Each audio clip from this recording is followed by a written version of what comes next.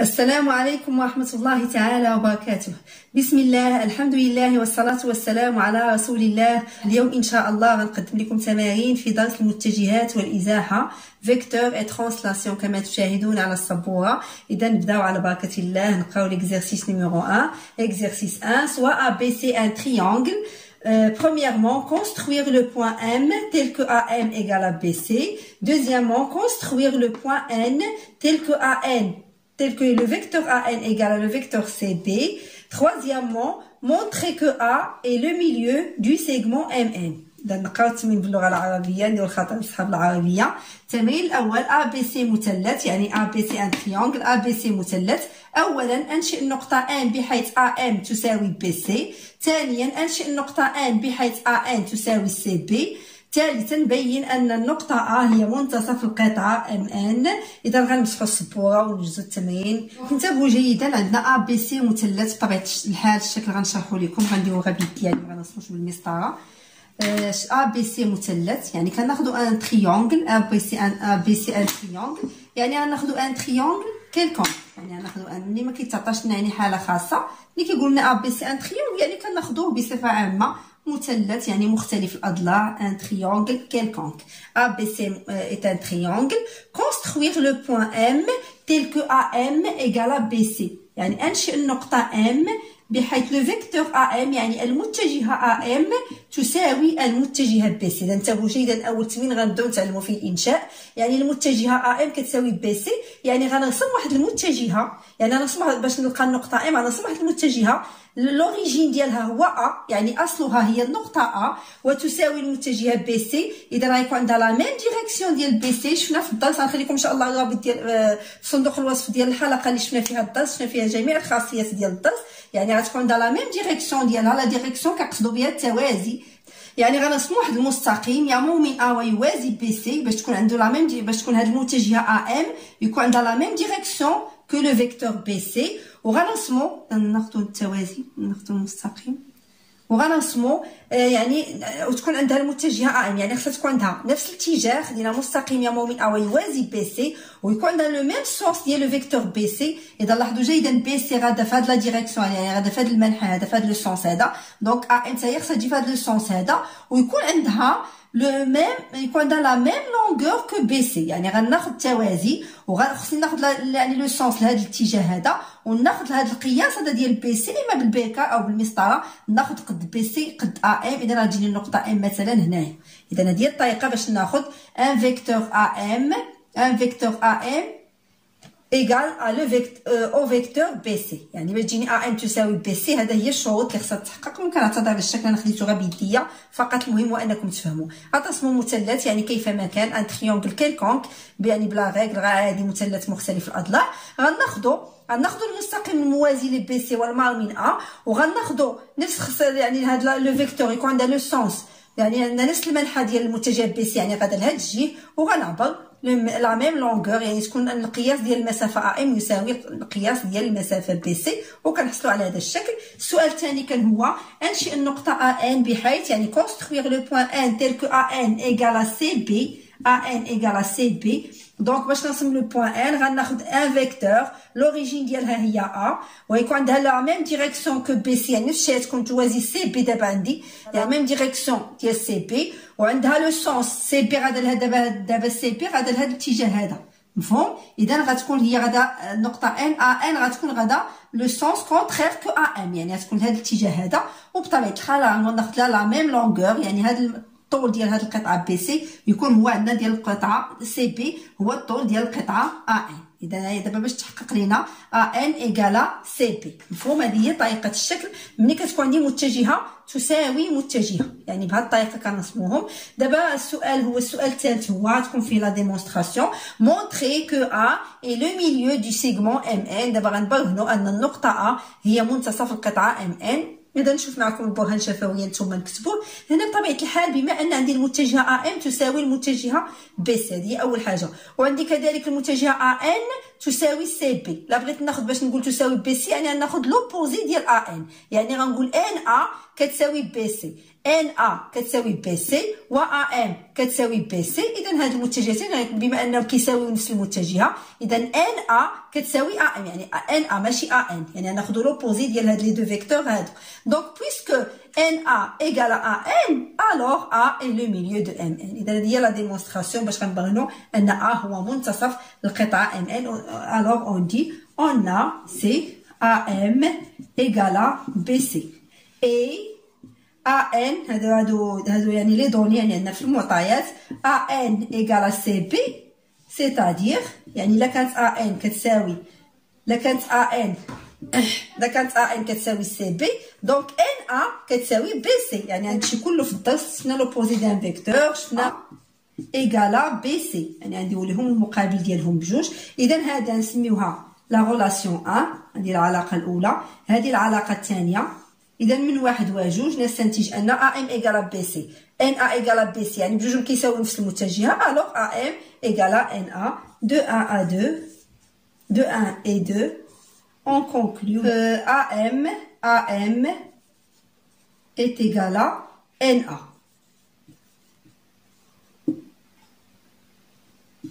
Donc A est le milieu du segment et le milieu du segment, le milieu du segment بطبيعة الحال MN. Donc A est le milieu de MN. مفهوم؟ إذا هذه هي الطريقة باش غنديمونطريو على أن A هي منتصف القطعة MN.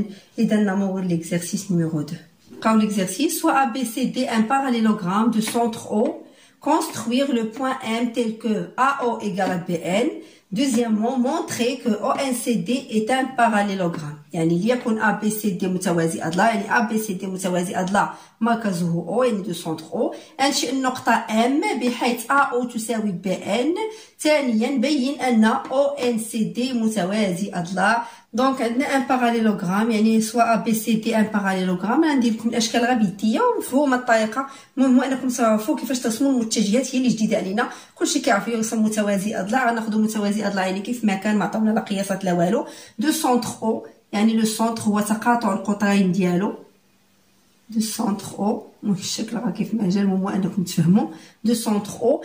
اذا السؤال الاول كونستروير لو بوين ان tel que AO، يعني le vecteur AO égale au vecteur BN، يعني AO égale à BN. إذا فينا هي عندنا AO هي هذه، دونك غنرسمو متجهة تساوي هذه المتجهة AO، ولوريجين ديالها غيكون هو بي، يعني غتنطلقوا من بي وغناخذوا الموازي ل AO. انتبهوا جيدا، هذه هي الطريقة باش نرسمو متجهة تساوي متجهة.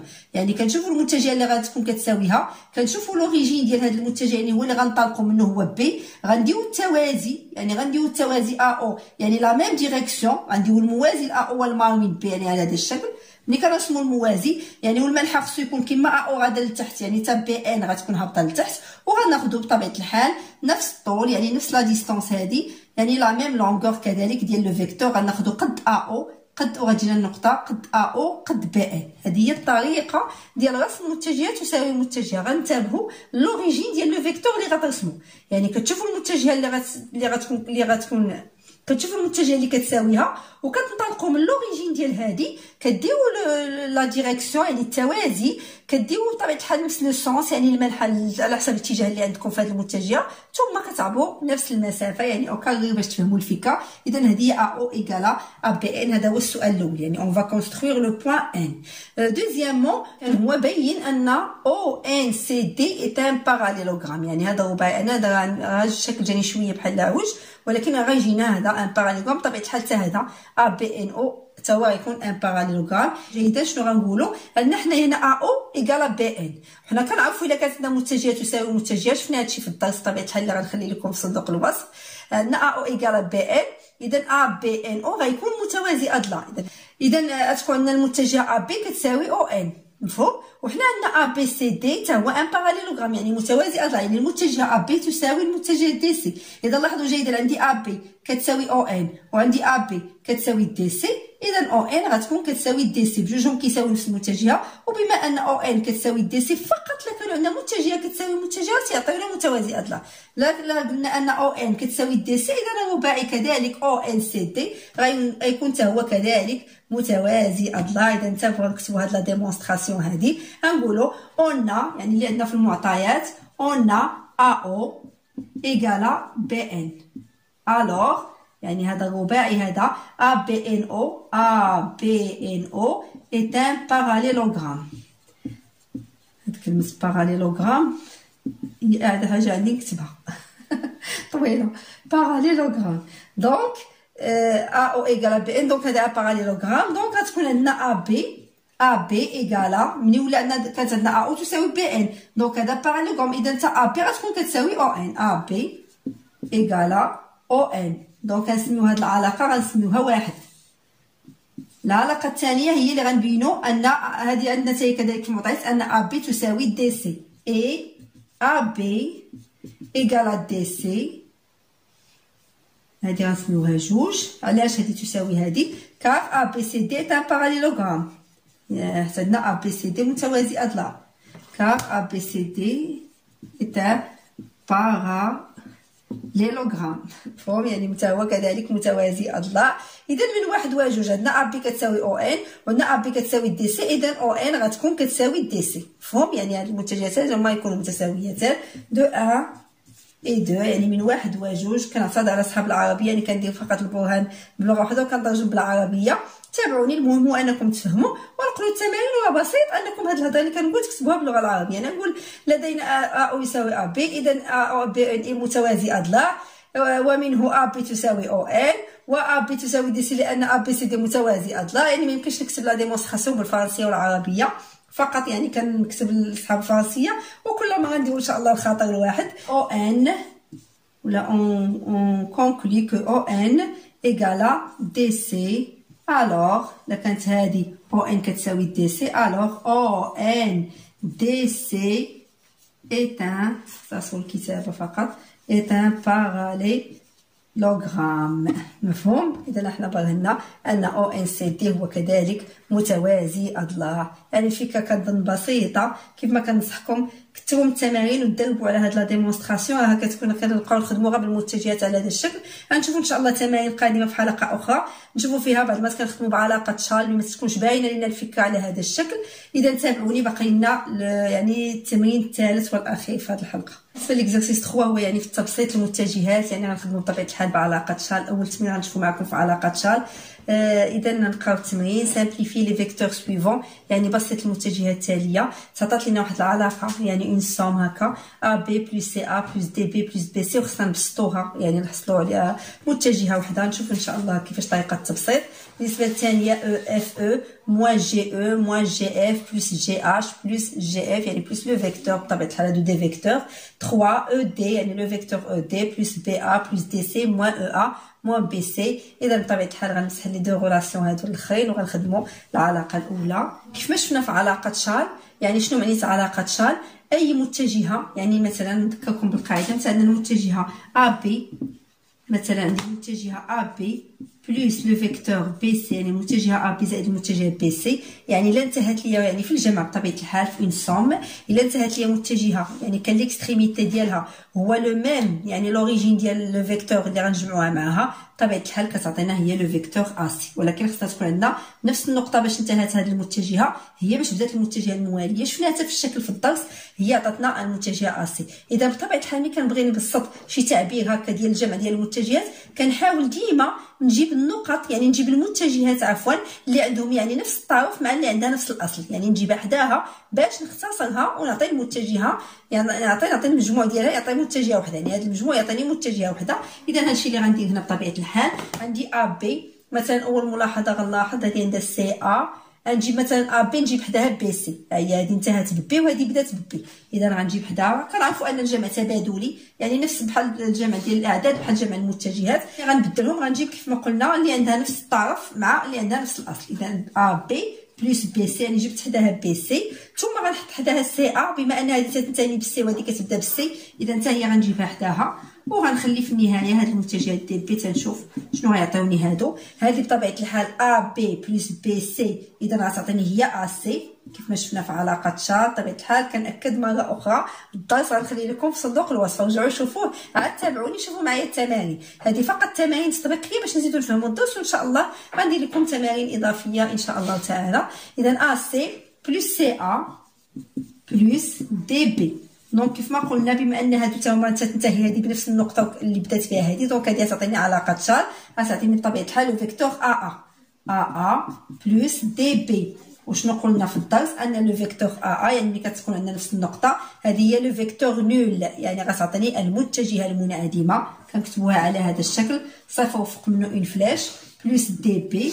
دونك بطبيعه الحال صفر زائد المتجه المنعدم الخارج هو غتبقى دي بي بوحدها. اذا حنا بسطناها عطاتنا متجهه واحده في النهايه. اذا كانت هذه هي العلاقه الاولى، هذه هي الطريقه ديال علاقه شار. غنشوفوها ان شاء الله في تمارين قادمه. اذا المهم نشوفوا العبارتين المواليتين. اذا بطبيعه الحال حنا كنعرفوا علاقه شار يعني كنخدموا بها غير بالجمع، وحنا ما عندناش شي علاقه اخرى في هذا الدرس يمكن لي نبسط بها عليه الجمع ديال المتجهات من غير علاقه شار. اذا اول حاجه غندير هادو كاع اللي فيهم ناقص غنرد فيهم زائد. يعني كيفاش غنرد فيهم زائد؟ شفنا في الدرس ان يعني الا بغيت نحيد ناقص يعني هذا المقابل ديال المتجهه، يعني مثلا كنزيد المتجه او جي ناقص جي او هو المقابل ديال او جي. بطبيعه الحال انا بغيت نردها زائد فقط غنقلب ليها النقطتين، يعني غندير المقابل ديالها باش تمشي ليا ناقص. اذا غتعطيني زائد او جي. فيما كتكون عندي شي متجهه فيها ناقص بغيت نحيد لها الناقص كنقلب ليها النقطتين ببساطه. اذا غتعطيني هذه زائد او جي، هذه كذلك غتعطيني زائد اف جي، يعني لوبوزي ديالها هي اف جي زائد اف جي مع او. دونك غنخليهم حدا بعضياتهم غنجمعهم. هنايا اف جي غنجيب حداها جي اف على علاقه شار، يعني هي جاني نفس الطرف ديال هذه هو الاصل ديال هذه، يعني غنجمعها تعطيني المتجهه اف جي زائد هنا عندي كذلك اف هي تلاقات لي الجي مع الجي، دونك غتعطيني اف اش زائد جي اف. اف جي زائد جي اف هادو دو فيكتور اوبوزي، يعني هادو متقابلان، يعني غتمشي اف جي مع جي اف يعني متجهات حتى جمعتهم هما جمعتهم يعطيوني اف اف، يعني يعطيوني لو فيكتور نول. لا كانت ديما عندنا متجهه مع لوبوزي ديالها تعطي صفر، يعني بلا ما نجيبها حداها وعاد تعطيني لو فيكتور نول غنشطب عليهم غتبقى ليا فقط اف اش.